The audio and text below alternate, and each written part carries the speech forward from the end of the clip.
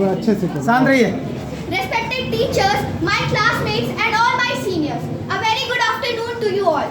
Myself Riddhima Tripathi from class 7 and today I am here to tell you guys about Pythagoras theorem.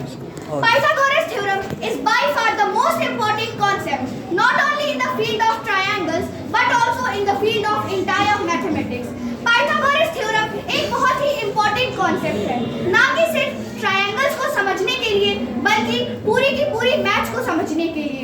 But before we study the Pythagoras theorem, we have to understand some terms related to it. लेकिन इससे पहले कि हम इस theorem को पढ़ें, हमें इससे जुड़े कुछ टर्म्स को समझना होगा. जैसे हमें सबसे पहले ये जानना होगा कि पाइथागोरस थ्योरम हमेशा एक राइट एंगल ट्रायंगल में ही लागू होता है. Now, what is a right angle triangle and what is the name of its different sides? अब हम लोग जानेंगे कि एक राइट एंगल ट्रायंगल क्या होता है और इसकी डिफरेंट साइड्स को हम किन नामों से जानते हैं. A right angle triangle is a triangle that has an angle of 90 degree. Right angle triangle एक ऐसा ट्रायंगल होता है जिसमें कि कम से कम एक एंगल 90 डिग्री का होता है. तो अब हम लोग एक फिगर बनाएंगे.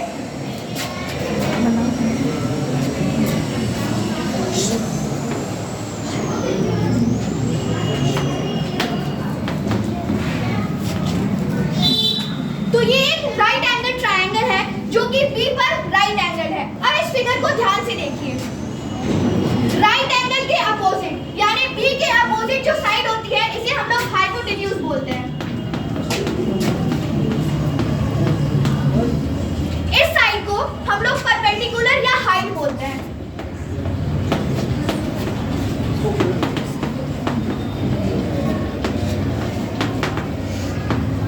और इस साइड को हम लोग बेस बोलते हैं.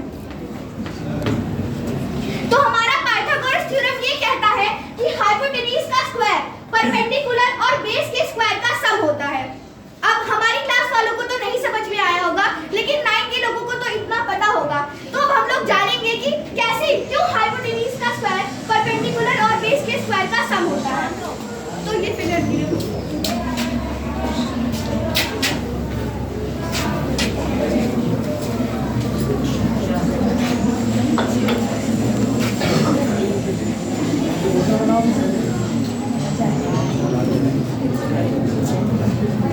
तो ये एक राइट एंगल ट्रायंगल है. इस साइड को हमने ए माना है, ये साइड बी है और ये साइड सी है. अब हम लोग यहाँ पर स्क्वायर्स ड्रॉ करेंगे.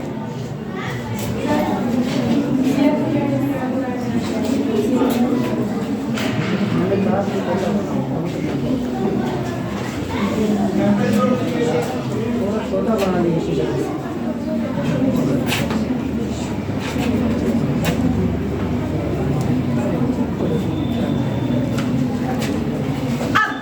पूरे फिगर को आप लोग ना देखिए, आप सिर्फ इस स्क्वायर को देखिए. अगर इस स्क्वायर की एक साइड सी है तो इस स्क्वायर का एरिया क्या होगा? एरिया ऑफ स्क्वायर क्या होता है? तो सी इंटू सी यानी सी स्क्वायर. सेम चीज इधर. अगर इस स्क्वायर की एक साइड बी है तो इस स्क्वायर का एरिया क्या होगा? बी इंटू बी या बी स्क्वायर. सेम चीज इधर ए इंटू ए या ए स्क्वायर. अब हमारी पाइथागोरस थ्योरम ये कहता है कि हाइपोटेन्यूज का स्क्वायर परपेंडिकुलर और बेस के स्क्वायर का सम होता है.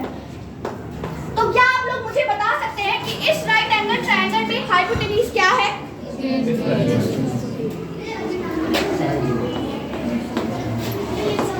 परपेंडिकुलर क्या है? और बेस क्या है? अब हम लोग यहाँ पर कोई वैल्यूज रख लेते हैं. जैसे स्क्वायर नहीं लगा.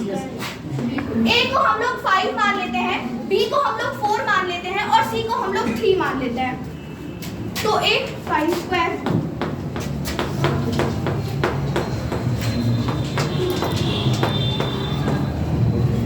अब मेरी क्लास वाले बताएं कि 5 का स्क्वायर क्या होता है? 25.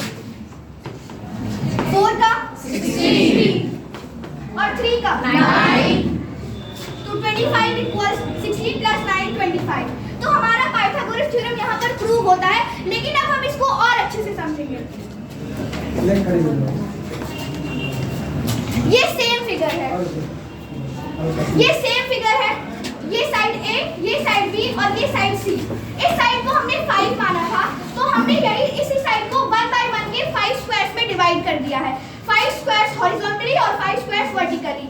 सेम चीज इधर इस साइड को हमने 3 माना था, तो हमने 1 by 1 के 3 स्क्वायर्स में डिवाइड कर दिया है, हर साइड को 1 by 1 के 3 स्क्वायर्स में। और सेम चीज इधर इस साइड को हमने 4 माना था, तो 1 by 1 के 4 स्क्वायर्स में हमने इसे डिवाइड कर दिया है। तो आप इसको काउंट करके भी देख सकते हैं।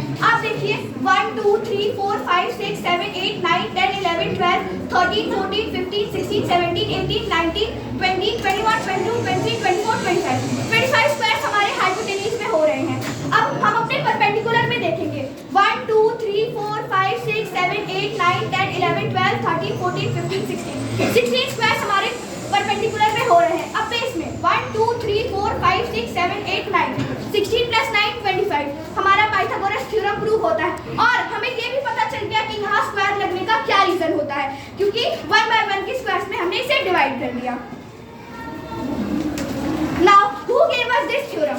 Pythagoras theorem was founded by a Greek philosopher named Pythagoras in 6th century BCE. Pythagoras theorem के बारे में हमें सबसे पहले पाइथागोरस ने बताया था, जो कि एक ग्रीक फिलोसोफर थे, इसीलिए इस थ्योरम का नाम इनके नाम पर भी पड़ा है। Now I will tell you the uses of Pythagoras theorem in mathematics. Pythagoras theorem is used for finding the sides of a right angle triangle. For example, अगर हमें एक right angle triangle दिया है और उसकी 2 साइड्स का reason हमको पता है और तीसरी साइड का रीजन निकालना है, तो भी हम इस थ्योरम का यूज कर सकते हैं। इसका एक यूज और है, इस थ्योरम का यूज करके हम किसी भी क्वाड्रिलेटरल की डायगोनल्स को भी निकाल सकते हैं। अब क्वाड्रिलेटरल क्या होता है? कोई भी क्लोज्ड फिगर जिसकी 4 साइड्स होती हैं। फॉर एग्जांपल एक रेक्टेंगल, अगर हमें रेक्टेंगल की डायगोनल को निकालना है तो भी हम इस थ्योरम का यूज कर सकते हैं। इसके अलावा इस थ्योरम का प्रैक्टिकल लाइफ में भी काफी यूज है। इस थ्योरम को हम लोग कंस्ट्रक्शन और आर्किटेक्चर में भी यूज करते हैं। और लास्ट में मैं आप लोगों को एक इंटरेस्टिंग फैक्ट बताना चाहूंगी। एक इंडियन मैथमेटिशियन थे जिनका नाम था बोधायन। उन्होंने भी इसी थ्योरम की तरह एक थ्योरम दिया था, इसीलिए इस थ्योरम को हम